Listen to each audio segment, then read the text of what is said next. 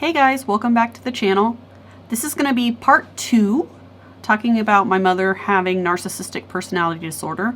So if you haven't seen part 1, go back and watch it. And I'm going to keep going on the list. I'm not going to do an intro. We're just going to keep going as if this was one solid video.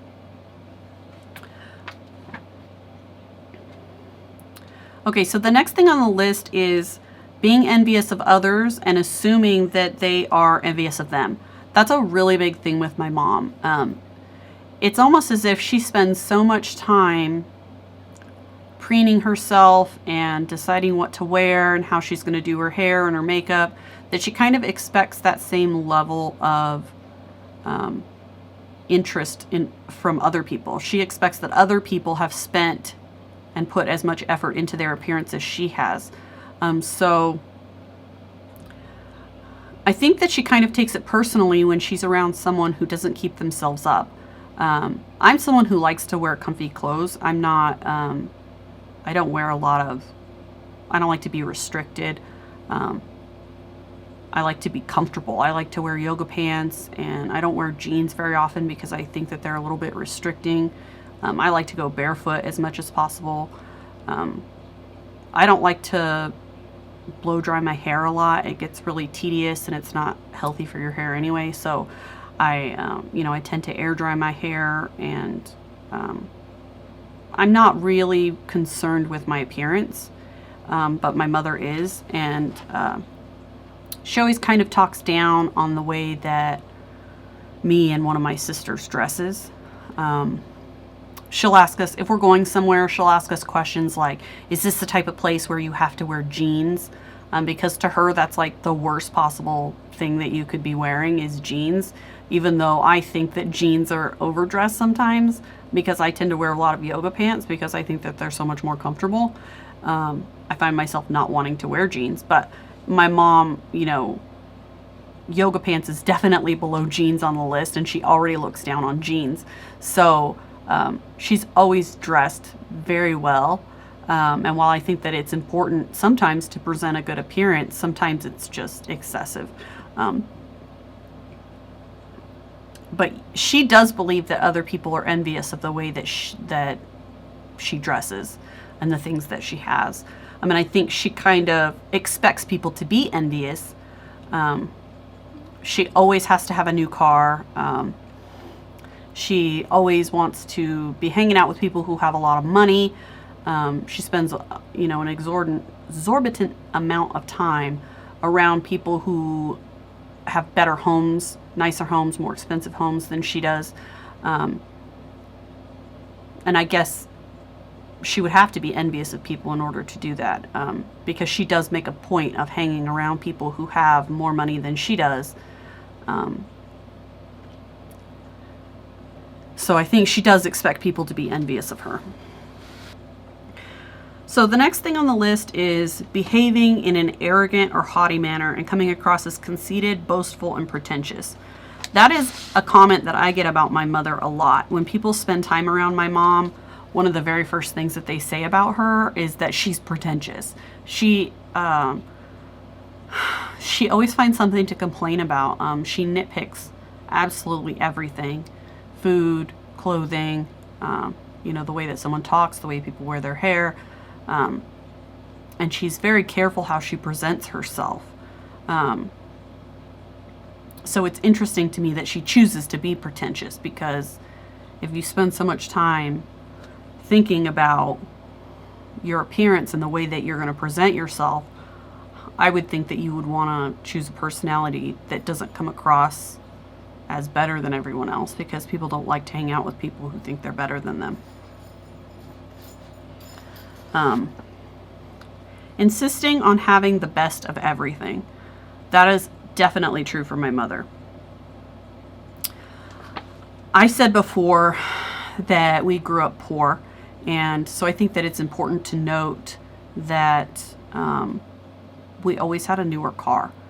And I think that it goes beyond just wanting to have a car that works well, and it kind of became an obsession. Every other year we had a new car. I mean, I remember being in the single digits in age 7, 8, 9, 10 years old, and answering the phone for debt collectors on a daily basis.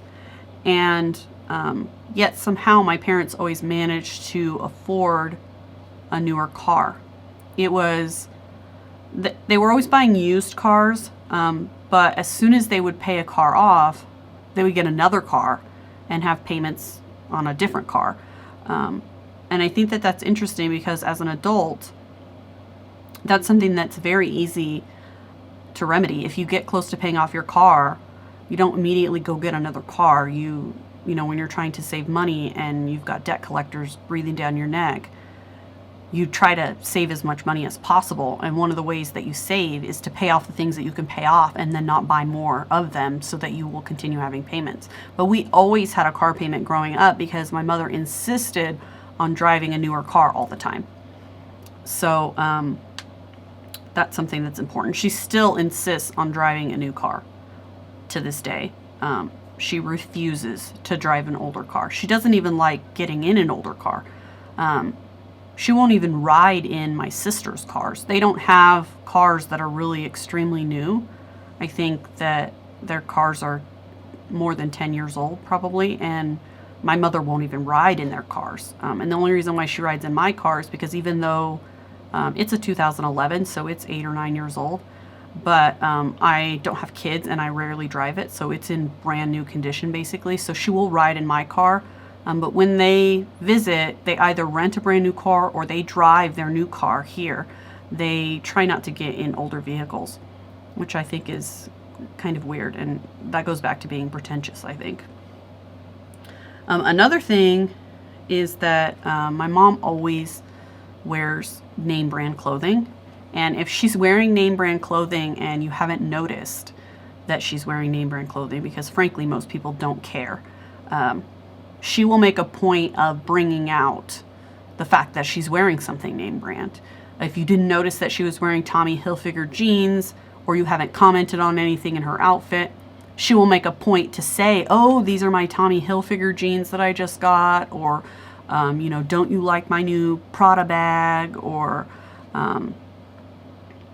any number of things. She's always wearing name brand clothing, so she will always bring something up. If it's not name brand, it's something very expensive.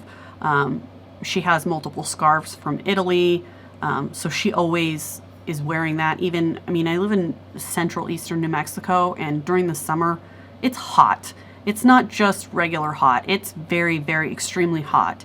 It gets up to over 100 degrees Fahrenheit regularly for multiple days in a row all summer long. And yet somehow when she comes to visit, she always brings scarves, which is totally inappropriate in the desert when it's over 100 degrees. It's not appropriate to be wearing scarves. People are wearing tank tops and shorts, but she always has to be dressed to the nines, and she's always going to tell you it's a scarf from Italy or, whatever name brand designer she happens to be wearing that day. Her toenails are always manicured. And if she doesn't somehow manage to wear, clothing that is really anything to write home about, she'll wear expensive jewelry, even with her exercise clothes. She's always wearing a great big gaudy ring.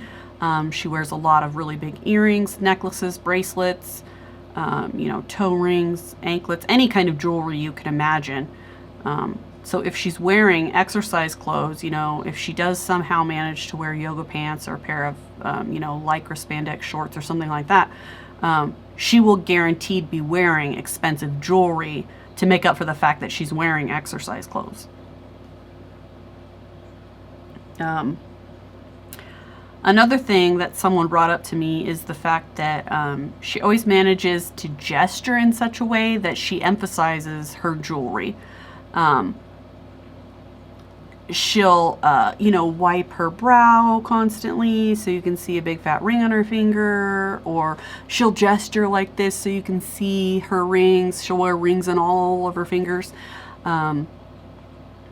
Or if she's wearing toe rings, she'll prop her feet up on the coffee table right in front of where you're talking so that it's right in your line of vision. Or she's real bad about, pushing her hair back because she likes to wear her hair down. She doesn't like to wear it up very often. So she'll make a point of emphasizing her earrings. She also does it a lot in photographs. I'll put up some photos of the way that she poses in photographs. I think it's partly a control thing that she's physically holding on to people in photos. And I think sometimes it's just to show off a ring. Put her hand across someone to show off the ring that she's wearing, which I think is quite interesting. That's a point that someone brought up to me. So I went looking for photos, and I found a lot of photos from the past 15 years or so of my mom making a point to point out her jewelry in the photos. So I'm going to put some of those up. Along with this insisting on having the best of everything. This isn't unique to me. Both of my sisters have had this same experience. And we've discussed it with my parents in the past. But growing up poor, we didn't have a lot of clothing. And I think my oldest sister tended to get a lot more new clothing because she was the oldest. But as we got a little bit older, my middle sister surpassed my oldest sister in size. She has a much taller frame and wider shoulders than my oldest sister. So she got a lot of new clothing as we got a little bit older. But I always had hand-me-downs, either from my oldest sister or from my middle sister. I very rarely got new clothes, except for at the beginning of the school year. And we didn't have Christmas and birthdays, so we didn't get clothing for that either. So it was really just mainly one time a year that we went out and actually got new clothing. But we were without socks and underwear a lot. A lot of what I had was very raggedy, holey. I didn't have a lot of sets of underwear or socks. And I remember that since I didn't have a lot of socks and underwear, that I would go into my mom's room and get socks to wear for the day. And she always gave us such a hard time about stealing her socks, but she refused to buy us new socks. And that is a situation that me and my sisters remember vividly. Not having a lot of socks and underwear, which get the dirtiest. I mean, they're right up against your skin. They're on the sweatiest parts of your body. So they do get worn out pretty easily, and they get dirty very easily. Sometimes you want to change your socks multiple times a day, depending on what you're doing. Or, if you take a shower in the middle of the day, you'll have used 2 pairs of underwear. So having only a dozen pair of underwear or so is really inconvenient, unless you're replacing them with new underwear pretty frequently to keep them in good shape. But I remember as a kid having lots of holes in my underwear, having lots of holes in my socks, sometimes mismatched pairs. But she expected us to just make do with what we had. And in the meantime, she was buying herself name brand clothing.